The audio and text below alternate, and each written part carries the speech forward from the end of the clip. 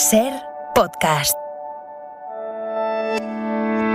Hola, soy Ángeles Barceló. Estás escuchando Las 7 de Hoy por Hoy, un podcast diario de actualidad para estar informado en menos de 20 minutos. Escucha el episodio de hoy. Hola, muy buenos días. Existe cierto consenso en España en que a nuestro sistema educativo, sometido a tantos cambios y a menudo a tantas críticas, le hace falta una reforma de calado. Ese es el debate que quiere abrir el Gobierno. Hoy mismo enviará a las comunidades el decreto con los cambios que propone para el bachillerato, decreto al que hemos accedido en la SER y que contempla que de manera excepcional se pueda obtener el título de esa etapa aunque se haya suspendido una asignatura, tener el bachillerato pese a tener un suspenso de la Molina. Será una decisión de los profesores, pero el alumno deberá cumplir varias condiciones para beneficiarse de esta excepción y poder tener el título de bachillerato con un suspenso. No podrá haber faltado a clase de manera continuada y no justificada de la materia que le haya quedado pendiente. Tendrá que haber hecho todos los trabajos y exámenes, incluida la recuperación extraordinaria. Es necesario haber superado todos los objetivos de la etapa y la media de todas las asignaturas tendrá que sumar al menos 5. El decreto también establece que se podrá cursar el bachillerato en 3 años en lugar de en 2 si se acredita alguna circunstancia que lo justifique. Esta medida también se aplicaría a deportistas de élite o a quienes estén estudiando simultáneamente la carrera de música. Además, entre los principios generales, el Ministerio ha incluido que las administraciones públicas promoverán un incremento progresivo de la oferta de plazas públicas de bachillerato, frente a la apuesta del PP de impulsar el concierto en esta etapa que no es obligatoria. Hace unas semanas ya les contamos también aquí las propuestas que el Gobierno ha hecho para la etapa anterior, que sí es obligatoria, la ESO. Los alumnos deberán dar al menos 4 horas de castellano a la semana, mientras matemáticas perdía tiempo obligatorio en el horario. José Luis Astre, hola. Hola, buenos días. Esta es la propuesta, en fin, para la ESO. A partir de hoy veremos cuál es la respuesta que dan las comunidades a este plan que les contamos para cambiar el bachillerato. O Governo sai desta votação de consciência tranquila y cabeza erguida. Tengo la conciencia tranquila y la cabeza erguida, decía el primer ministro portugués después de fracasar en la votación de los presupuestos. El Partido Comunista y el Bloque de Esquerda no le dieron los votos para que sacara las cuentas adelante y se espera que ahora el presidente de la República adelante las elecciones. Va a estar muy curiosa la foto de esta mañana en Trujillo, en Cáceres, en la cumbre entre España y Portugal. Acude Antonio Costa, todavía como primer ministro socialista. Se va a reunir con Pedro Sánchez, que está en plena negociación de su gobierno por los presupuestos, que coincidirá el presidente español con Nadia Calviño y con Yolanda Díaz, ahora que, dice el Gobierno, ha encontrado la manera de fijar el método para negociar la reforma laboral. Satisfacción, y quedo a resultas de que hablemos de contenidos. Lo importante no es el quién, lo he dicho siempre, lo importante es el qué. El Gobierno va a practicar una coordinación antes de la mesa de diálogo, durante la mesa de diálogo y después. Esta es la parte del acuerdo. El PSOE y Unidas Podemos se van a reunir antes, durante y después de cada negociación con los sindicatos y la patronal. El martes Sánchez va a fijar criterio con Calviño y con Díaz. Hay asuntos preparados para esa cumbre de hoy en Extremadura, aunque lo más buscado van a ser todas las imágenes del encuentro por su significado político. Inma Carretero, buenos días. Buenos días. En el Palacio de los Duques de San Carlos, en Trujillo, se va a producir el reencuentro de Pedro Sánchez y Yolanda Díaz, que según fuentes de la Moncloa no han hablado en estos días. La vicepresidenta segunda va a ser la única representante de Unidas Podemos en la delegación de 9 ministros, en la que está Nadia Calviño, que el lunes recibió el reconocimiento expreso de Sánchez en el conflicto de la reforma laboral. La primera rueda de prensa del presidente tras el acuerdo con sus socios se va a producir al lado de Antonio Costa, primer ministro portugués con el que muchas veces ha reflexionado Sánchez sobre las alianzas con socios de izquierdas y que ahora se ve abocado a elecciones. Lo de España ha sido una tormenta en un vaso de agua, eso aseguran fuentes socialistas del Gobierno, que quiere pasar página hoy con esta cumbre bilateral, la número 32, en la que se va a actualizar el Tratado de Amistad y Cooperación que España y Portugal firmaron cuando ambos países conquistaron la democracia. Si en Trujillo tendremos la imagen de hoy, las cifras las vamos a conocer dentro de 2 horas. Serán económicas. A las 9 se publica la encuesta de población activa del tercer trimestre del año, también el IPC, con lo que sabremos cómo han subido los precios este mes de octubre. Y a las 8 de la mañana les vamos a contar una novedad muy reveladora sobre el sistema judicial en nuestro país. Aunque de momento la novedad está en el fútbol. Le han echado en el vuelo de vuelta. Se montó en el avión como entrenador y al bajar ya era exentrenador. El Barça ha echado a Koeman, Sampe. Sí, sobrevolando algún lugar entre Madrid y Barcelona. Así supo Koeman que tenía que pasar hoy por la ciudad deportiva del club a recoger sus cosas y a despedirse de una plantilla a la que no ha sabido o no ha podido, o las dos cosas, sacar todo lo que se puede esperar de ellos. 5 derrotas en 13 partidos oficiales de esta temporada. temporada entre Liga y Champions. La puntilla anoche en el estadio de Vallecas, Rayo 1, Barça 0, es la gota que ha decantado la destitución del holandés, no antes del turrón, como se suele decir, sino antes de Halloween. En el horizonte, la figura de Xavi Hernández como su sustituto se tiene que desvincular del Al-Sadd, con el que tiene contrato, con lo que hasta que llegue el próximo parón de selecciones puede hacerse cargo Sergi Barjoan. Las próximas citas, Alavés y Celta en Liga, el de Champions con la visita al Dinamo de Kiev. Es jueves, es 28 de octubre. Pablo Morán, buenos días. Hola Ángels, buenos días. Viva y guerrera, dos palabras que retratan la mejor noticia del día. Son las palabras que ha elegido Julia Otero para anunciar que ha superado el cáncer que la ha tenido alejada de la radio los últimos meses. Dice que no le queda ni una célula egoísta, que solo espera el permiso de los médicos ya para ponerse de nuevo al frente del micrófono. Y nosotros nos sumamos a la alegría de todos sus oyentes, que todos sus oyentes están expresando en redes desde que Julia Otero publicara el mensaje. Además, hoy cumpleaños una mítica banda de música. Metallica cumple 40 años, 4 décadas de heavy metal y de baladas tan célebres como esta.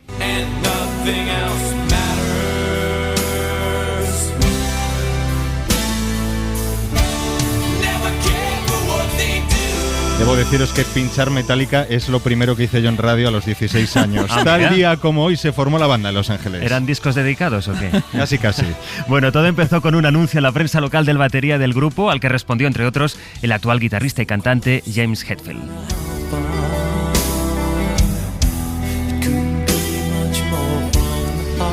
Y en el tiempo, por fin llegan las lluvias. Llega un esperado frente desde el norte que entrará por Galicia y que desde hoy hasta la semana que viene cruzará la península. Hoy hay que sumar también lluvias aisladas y puntualmente intensas en Baleares y unas temperaturas sin cambio.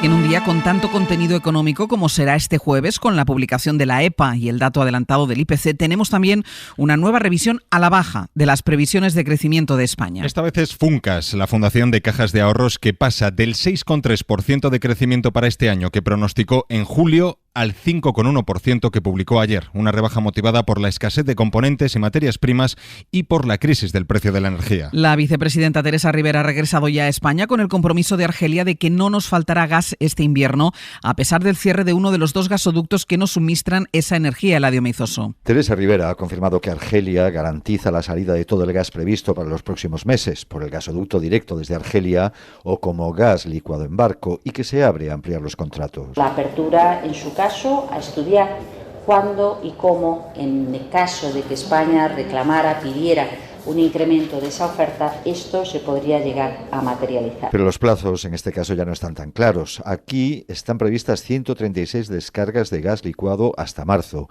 Es un 60% más interanual según fuentes del sector. Por lo que pueda pasar, las eléctricas se preparan para recurrir a sus centrales térmicas por si fuera necesario para cubrir la demanda. Hoy va a llegar al puerto de Ferrol un carguero con 20.000 toneladas de carbón para la central de Endesa en Aspontes. Se da la paradoja de que esa central está prácticamente paralizada desde hace más de 2 años y tramita su cierre definitivo, como ya sucedió con la industria minera. Radio Galicia, Sara Dorado, Bodía. Buenos días. Sí, es que son muchos los meses que han transcurrido desde que se realizó por última vez una operación de este tipo. Desde la primavera del 2019 la empresa está prácticamente sin uso. Ahora la térmica de Aspontes se abastece para volver a quemar carbón ante la crisis energética. La llegada de este material no implica que la central retome su actividad de forma inmediata. El material se almacenará como una especie de reserva, aunque es probable que con el aumento del precio de la luz y la situación por la que decís que también pasa el mercado del gas, será necesario reactivar la producción este mismo invierno. En cualquier caso, esta operación es algo muy puntual que no va a evitar el cierre de la central. Desde el comité de empresa ya se han pronunciado, señalan que una vez más son los trabajadores los que salen perjudicados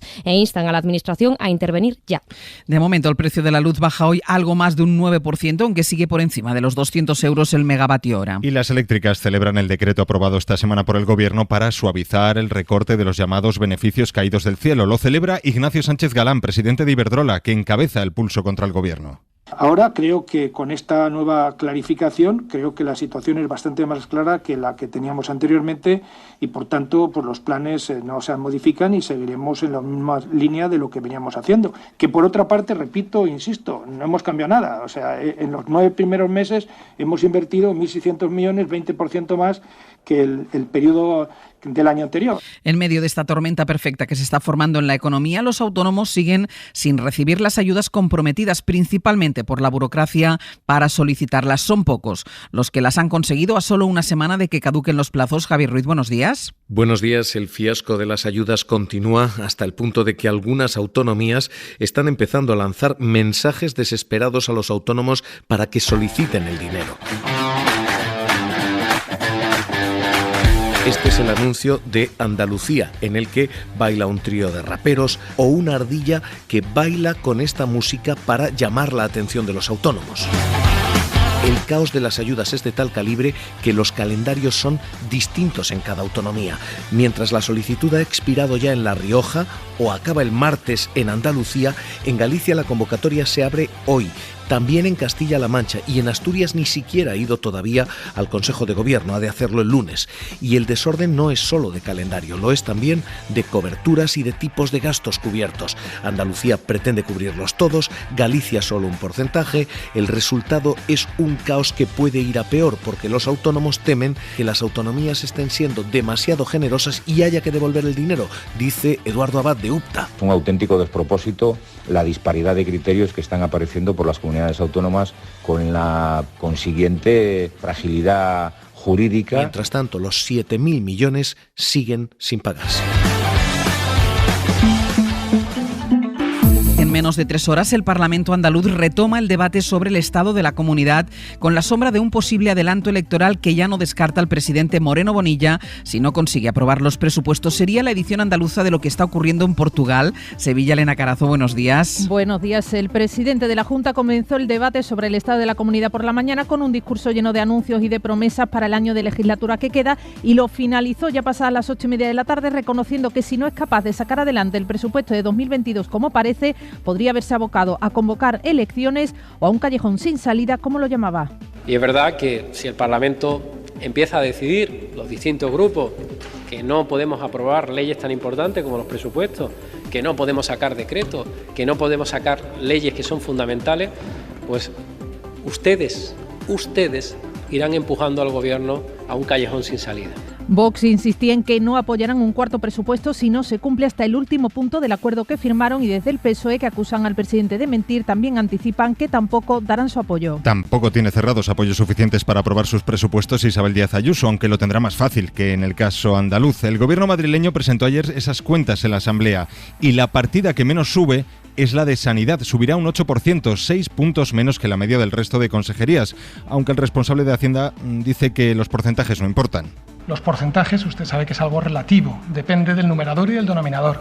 Como en este caso el denominador ya era muy alto, porque eran mucho más de 8.000 millones de euros, el resultado no es el mismo que cuando el denominador es diferente. Pero eso es una cuestión de matemáticas nada más. Y en página de tribunales tenemos el llamativo escrito que Jorge Fernández Díaz ha enviado al juez que investiga la trama Kitchen, un texto en el que el exministro señala al que fuera su jefe, el expresidente Rajoy. Informa Ana Terradillos, buenos días. ¿Qué tal? Buenos días. Lo que viene a decir el exministro del Interior es que en esta causa o son todos procesados o ninguno. Fernández Díaz dice que resulta muy paradójico que para acusarle se utilicen contra él mensajes del exsecretario de Estado de Seguridad, de Francisco Martínez, en los que hace referencia a él como ministro y a Rajoy como expresidente del Gobierno, y que si se da credibilidad cuando se refieren a él, también hay que darle credibilidad cuando se refieren a otras personas, como por ejemplo Rajoy. En su escrito, Fernández Díaz suplica a la Sala que archive su procesamiento y le libre de lo que él dice pena de banquillo, adicional a la del telediario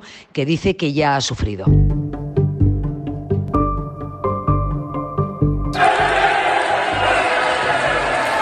Esta algarabía representa la última prueba de la homofobia en las instituciones. Es la alegría de la ultraderecha italiana, que ha conseguido paralizar un proyecto de ley para la protección del colectivo LGTBI. Lo han bloqueado a través de una moción que se votó en secreto y que permitió a algunos senadores romper la disciplina de su partido y apoyar la moción de la ultraderecha, que a priori no contaba con apoyos suficientes para prosperar.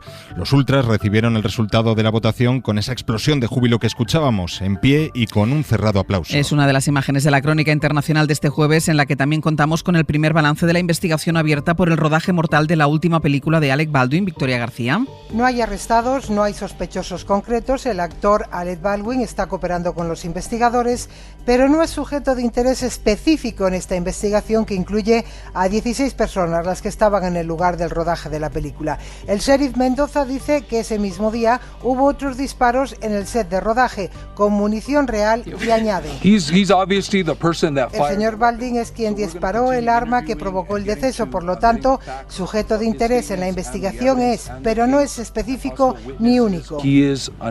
Así que de momento todo sigue abierto y la oficina del FBI local junto a la fiscal del distrito serán los que lleven a cabo la acusación concreta una vez que se finalice la investigación. Y además aumenta la tensión entre Francia y Reino Unido. La disputa deriva del Brexit y está relacionada con la pesca en aguas británicas. Reino Unido rechazó conceder licencias a decenas de pesqueros franceses y ahora París responde con la aplicación de sanciones y obstáculos para los británicos. Entre otras cosas, se va a prohibir a los pesqueros ingleses desembarcar en los puertos de Francia. Reino Unido estudia su respuesta. Suscríbete a Las 7 de Hoy por Hoy. Todos los episodios y contenidos adicionales en la app de Cadena Ser y en nuestros canales de Apple Podcast, Spotify, iVoox, Google Podcast y YouTube. Escúchanos en directo en la Ser de lunes a viernes a las 7 de la mañana. Cadena Ser. La radio.